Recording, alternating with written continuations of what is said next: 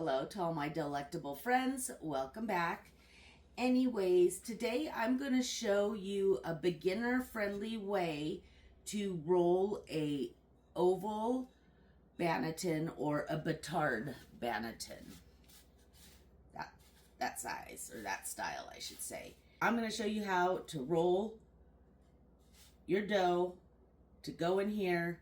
It's going to be super beginner friendly. I'm using the standard envelope fold. I want you guys to succeed, so we're going to do it the easy way. Dump out my dough here. And when I laminate my dough, I don't go really thin on it. I don't want to degas it a lot, so I kind of, just stretch it out a smidge.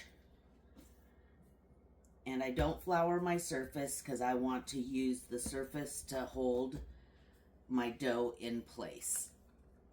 But if you need to flour your surface because your dough is really sticky, go for it. Mine is not. It's not sticking whatsoever. So that's why I don't want to flour it. All right. Now I'm going to take this. Let's see if you guys can see the gluten strands in there. Look how pretty that is. Sourdough's just so cool. All right, now that we got it, I'm gonna go ahead and do the envelope fold, just like that. And I just go in the middle. You don't want it too thin when you're doing this Batard loaf shaping or the oval shaping for that banneton. So I turned it so it's straight in front of me. And now we're going to go ahead and roll it. And as you're rolling it, you kind of pull it towards you a little bit to give it a little tension. And I will be doing a downward view after this so you can see how I'm doing it or up close.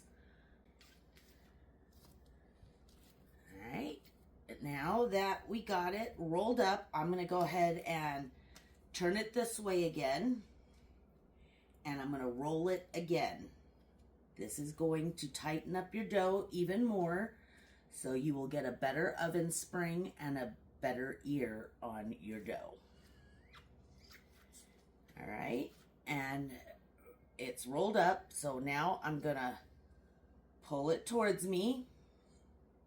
Just use the tension or use the counter to hold the dough in place some and gently just pull it towards you.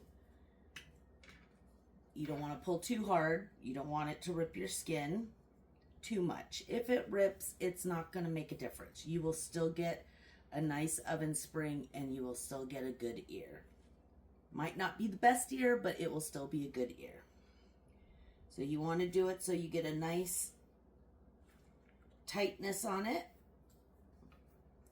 Pinch the sides one more time. Now what I'm going to do is I'm going to look for any big air bubbles right under the skin of this dough, and I'm going to pop them. Don't pop down. You don't want to pop the air bubbles within the dough. You just want to go to the side when you pop it. I went down there because the bubble was sticking out on the side. Okay, now one more time. I'm going to tighten it up. And you don't have to do the candy cane shaping motion thing with this. This is really, really beginner friendly. Now we're going to take this and we're going to put the smooth side down. So we want the ugly part, basically, the seam part on top. Just like that. I'm going to go ahead and get it covered and let it sit on the counter for about 30 minutes to bench rest. And then after the 30 minutes, I will go ahead and stitch it up. You guys have any questions, please leave it in the comments and I will answer them and get back to you as soon as I can. Hope you guys have a good one and I will chat with you later. Enjoy the close-up.